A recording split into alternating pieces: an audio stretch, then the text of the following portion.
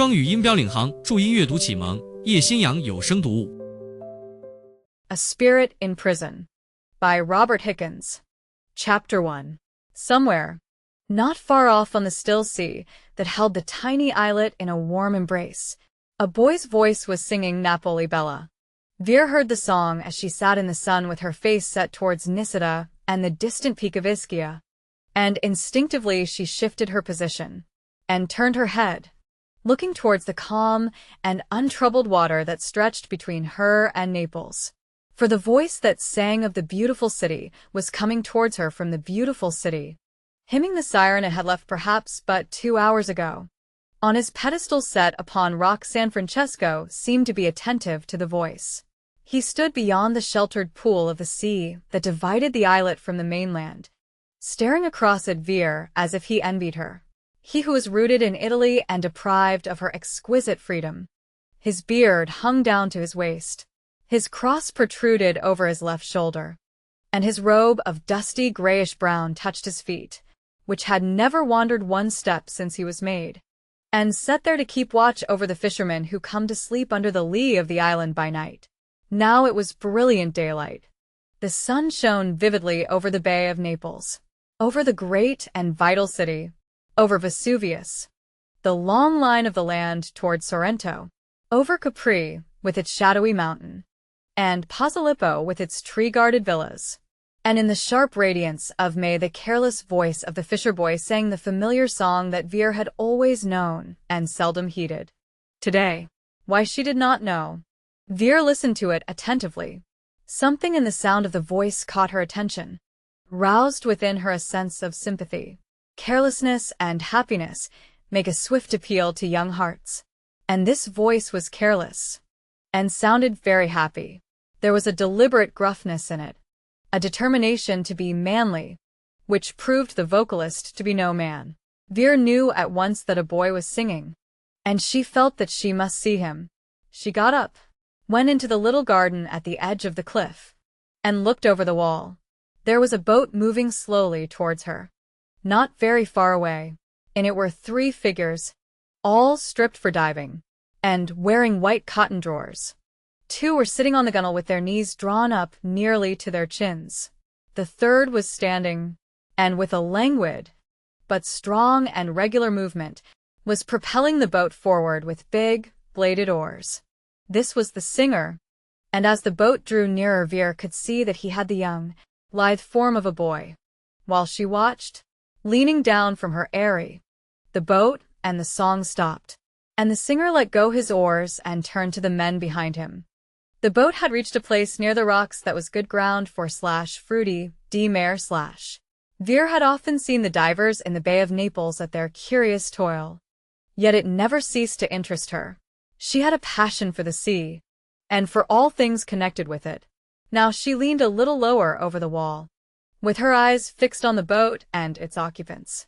Upon the water, she saw corks floating, and presently one of the men swung himself round and sat, facing the sea, with his back to the boat and his bare legs dipping into the water. The boy had dropped down to the bottom of the craft. His hands were busy arranging clothes, or tackle, and his lusty voice again rang out to the glory of Napoli. Bella Napoli. There was something infectious in his happy-go-lucky light-heartedness. Veer smiled as she listened, but there was a wistfulness in her heart. At that moment a very common desire of young and vigorous girls assailed her, the desire to be a boy.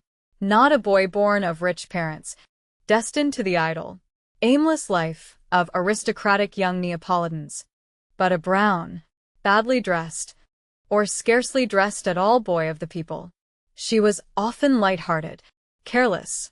But was she ever as light-hearted and careless as that singing boy? She supposed herself to be free. But was she? Could she ever be at liberty as he was? The man who had been dipping his feet in the sea rested one hand on the gunwale, let his body droop forward, dropped into the water, paddled for a moment, reached one of the floating corks, turned over head downwards, describing a circle which showed his chocolate-colored back arched, kicked up his feet and disappeared. The second man lounged lazily from the boat into the sea and imitated him.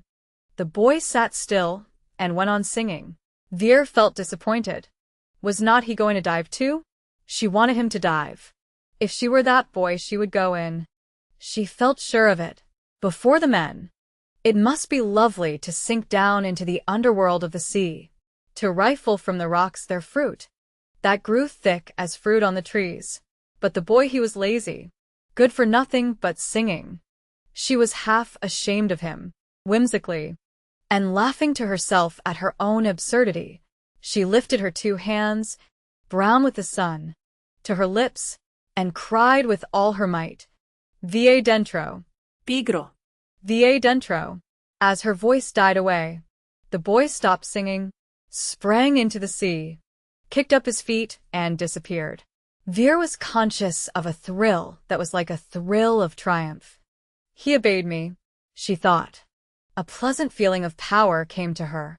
From her eyrie on the rock, she was directing these strange sea doings. She was ruling over the men of the sea. The empty boat swayed softly on the water, but its 3 former occupants were all hidden by the sea. It seemed as if they would never come up again. Veer began to hold her breath as they were holding theirs. At last a dark head rose above the surface. Then another. The 2 men paddled for a minute, drawing the air into their lungs. But the boy did not reappear. As the seconds passed, Veer began to feel proud of him. He was doing that which she would have tried to do had she been a boy. He was rivaling the men. Another second slipped away and another. He was more than rivaling. He was beating the men. They dived once more. She saw the sun gleam on their backs, which looked polished as they turned slowly over, almost like brown porpoises. But the boy remained hidden beneath the veil of water. Veer began to feel anxious. What if some accident had happened? What if he had been caught by the seaweed? Or if his groping hand had been retained by some crevice of the rock? There was a pain at her heart. Her quick imagination was at work. It seemed to her as if she felt his agony, took part in his struggle to regain his freedom. She clenched her small hands and set her teeth.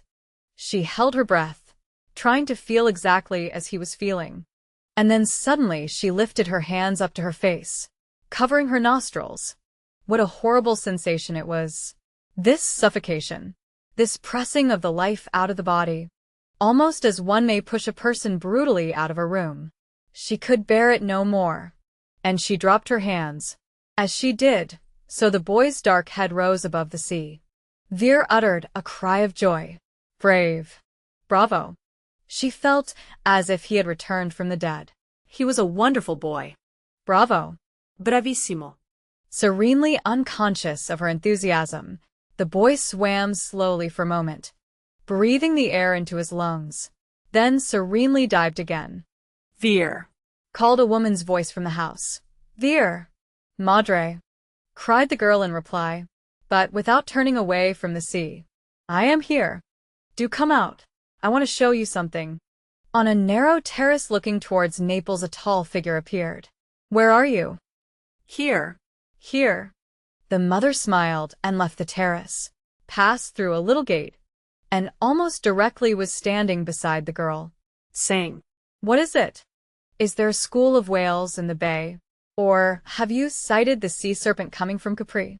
No. No. But you see that boat? Yes. The men are diving for /fruity de mer /, aren't they? Veer nodded. The men are nothing. But there is a boy who is wonderful. Why? What does he do?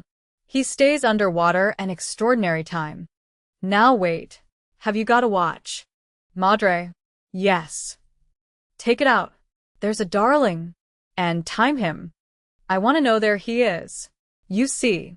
Yes. Have you got your watch? Wait till he goes under. Wait a minute. There. He's gone. Now begin. She drew into her lungs a long breath, and held it. The mother smiled, keeping her eyes obediently on the watch which lay in her hand. There was a silence between them as the seconds passed. Really? Began the mother presently. He must be. Hush. Madre. Hush. The girl had clasped her hands tightly. Her eyes never left the sea. The tick of the watch was just audible in the stillness of the May morning. At last. "There he is," cried the girl. "Quick. How long has he been under?" "Just 50 seconds. I wonder, I'm sure it's a record. If only Gaspar were here. When will he be back from Naples with Monsieur Emile?" "About 12. I should think. But I doubt if they can sail." She looked out to sea and added, "I think the wind is changing to Sirocco. They may be later." "He's gone down again. I never saw you so interested in a diver before," said the mother. "What made you begin to look at the boy?" "He was singing. I heard him, and his voice made me feel—" She paused. What? Said her mother. "I don't know, /un. Poco diavolesca barra. I'm afraid. One thing. Though. It made me long to be a boy." "Did it?" Yes. "Madre, tell me truly, seawater on your lips. As the fishermen say now, truly. Did you ever want me to be a boy?" Hermione Delary did not answer for a moment.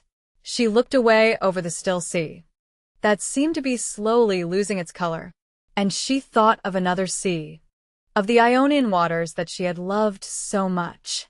They had taken her husband from her before her child was born, and this child's question recalled to her the sharp agony of those days and nights in Sicily, when Maurice lay unburied in the Casa del Prete, and afterwards in the hospital at Marichiaro, of other days and nights in Italy, when, isolated with a Sicilian boy, Gaspare. she had waited patiently for the coming of her child. "Seawater. Madre. Seawater on your lips." Her mother looked down at her. "Do you think I wished it, Veer?" "Today I do." "Why today?"